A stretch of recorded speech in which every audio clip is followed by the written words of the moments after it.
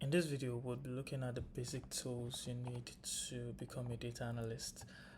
There are over 1,000 tools that you could use for your data analytics tasks, but there are some basic and really popular tools that most companies adopt for their data analysts, and that is what we'll be looking at.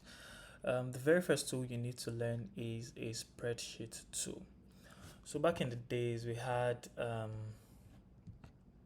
traditional spreadsheets. So let's see how a traditional spreadsheet looks. Yeah, the traditional spreadsheet, that's basically a piece of paper where people would draw out lines. So you can say this is an example of a traditional spreadsheet. It was just a piece of paper. People would draw out vertical and horizontal lines, and then they would put all the details or the data they needed to put, probably the name of the customer, how many units, the cost price, the sales price. Basically you could see things like this in your secondary school or high schools back in the days. But with the invention of computer, we started to have electronic spreadsheets. So we had things like Google Sheets, right? That's basically emulated traditional spreadsheet. We had spreadsheet tools like Microsoft Excel, which is the market leader. We have Apple Numbers, WPS Office, and a couple of other software out there. But spreadsheets are the very first tool that a data analyst needs to learn. So basically, a spreadsheet tool is used to store data, as you can see. It's used to manipulate data, clean data, analyze data, visualize data. You can basically use it for all of your data analytics tasks. And in fact, there are data analysts who use only spreadsheet tools, and that is all they use for their day-to-day tasks as data analysts. And then they function quite, efficiently. So the very first tool that it's advisable to learn is a spreadsheet tool. So you can probably decide to pick Microsoft Excel or Google Sheets or Apple Numbers, which are the most popular. But the good thing about it is if you learn one of these tools, the knowledge that you got from learning those can be translated to the other tools.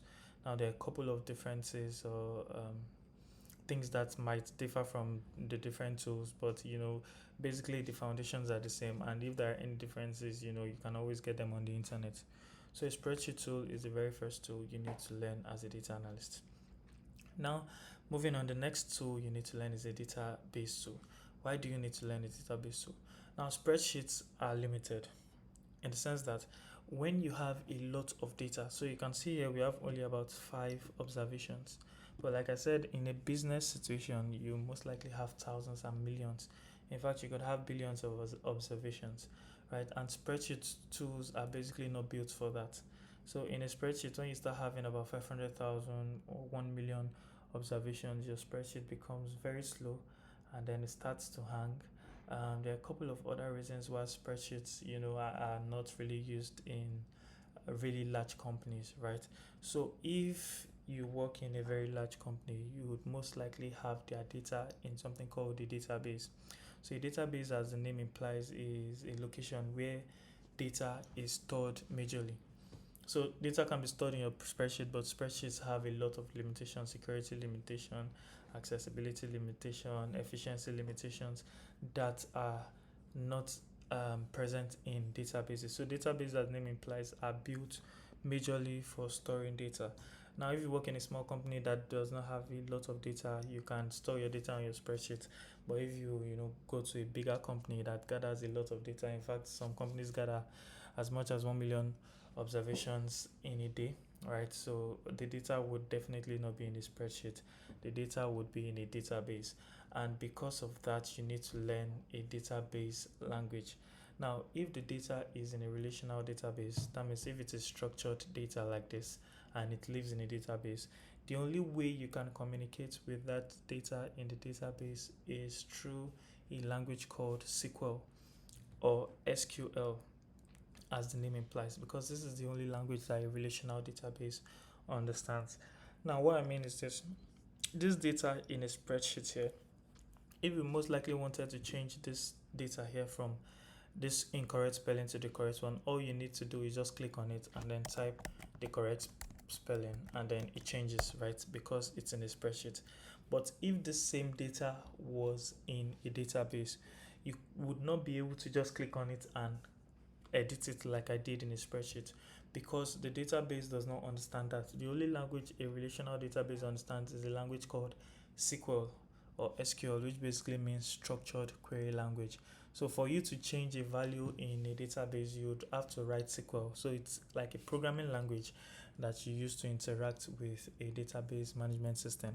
So to change values in a database, to add a new value, maybe I wanted to add the gender of this person, maybe this person is female, I wanted to add it. To do things like this in a database, you would need to write code called SQL or structured query language to do this in a database.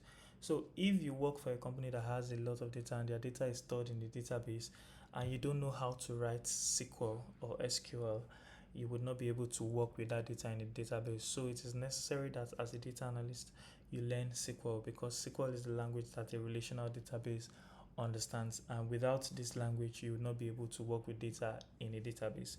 However, if you work in a small company and their data is on a spreadsheet like this, then you don't need to learn SQL. You can just edit the data by double clicking on it. So a database language is the next tool a data analyst should learn. Now, moving on, the third tool a data analyst should learn is a visualization tool. So in the example I gave earlier, right, if you wanted to analyze this to see how many students come from each country, you created a simple chart like this to show how many students come from each country. This was created using a spreadsheet. So this visual here was created using a spreadsheet too, which is Google Sheets. But spreadsheets are not built majorly for creating visualizations. There are tools that are built mostly for creating beautiful and efficient visualizations like this. And those tools are called visualization tools or business intelligence tools. The most popular ones are Power BI from Microsoft, Looker Studio from Google, and Tableau. These are really popular visualization tools.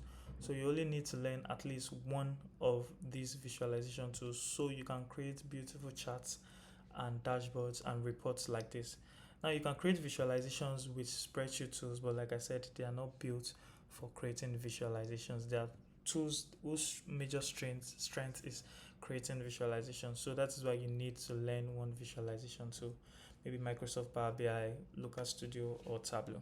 Right, there are a whole lot of other visualization tools there, but like I said, the good thing is if you learn one of these tools, the knowledge you gather there can be translated to the other tools. All right, then finally, starting out, a tool you might need to learn is a programming skill. Now, it is not mandatory that as a data analyst you write code or that you program, right? Because you can perform your task using some of these other tools that we've listed. But then, firstly, learning a programming language gives you an advantage. So if you check for most job applications, you usually say that they say something like knowledge of Python is an added advantage or something like that. So firstly, it gives you an added advantage. Secondly, it makes your tasks really easy, right? So all the things that you could do with all of these other tools, you can do them with a programming language, right? So you can just basically clean your data with a programming language. You can gather your data, you can analyze your data, visualize your data, present your data with a programming language without using any of these other tools. And it does it really fast and it handles really large data sets. So you might need to learn a programming language as a data analyst. However, it is not mandatory. Now, there are two very popular programming languages that are used for data analytics, and they are Python and R. Python is the most popular, right? But R is also equally powerful and popular. So you might need to learn one of these programming languages to give yourself an advantage and to stand out as a data analyst. So these are the 4 basic tools you need to learn to start your career as a data analyst, and the knowledge of all of these tools will translate to any other tools you might pick up in future. But this covers the scope of the data analytics process and all you need to do to get started.